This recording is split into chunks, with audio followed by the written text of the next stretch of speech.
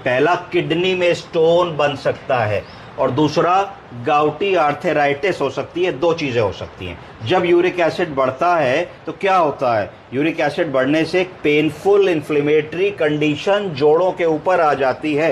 क्यों? क्योंकि excess of uric acid crystals होते हैं जो जोड़ों में डिपॉजिट हो जाते हैं। जब जोड़ों में कोई भी चीज़ डिपॉजिट होगी तो उसका फंक्शन कम हो जाएगा, वहाँ इन्फ्लेमेशन होने लगेगा, जिसके कारण हमारा मूवमेंट रिस्ट्रिक्टेड हो जाता है। क्या सिम्टम्स आएंगे? पेन और स्वेलिंग महसूस होगी हम लोगों को, हाथ मोड़ेंगे तो पेन होगा और धीरे धीरे थोड़ी सूजन महसूस होगी। क्रोनिक परसिस्टेंट आर्थराइटिस होगी।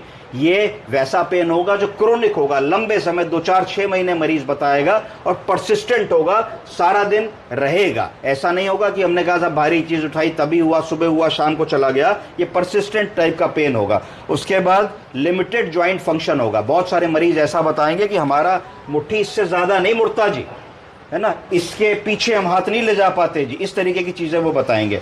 उसके बाद ये कॉमन साइट इसकी कौन सी है? कॉमन साइट बिग टो है, पैर का अंगूठा।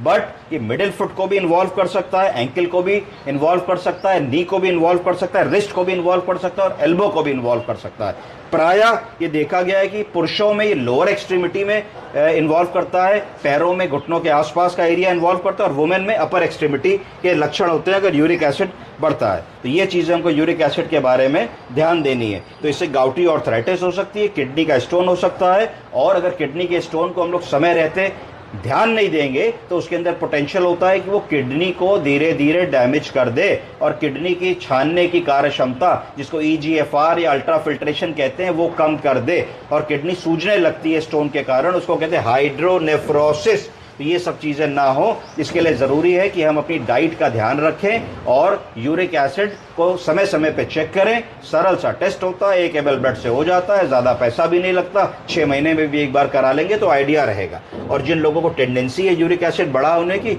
उनको डाइट का, एक्सरसाइज का और पर्याप्त मात्रा में पानी के सेवन का विशेष ध्यान रखना चाहिए। धन्यवाद।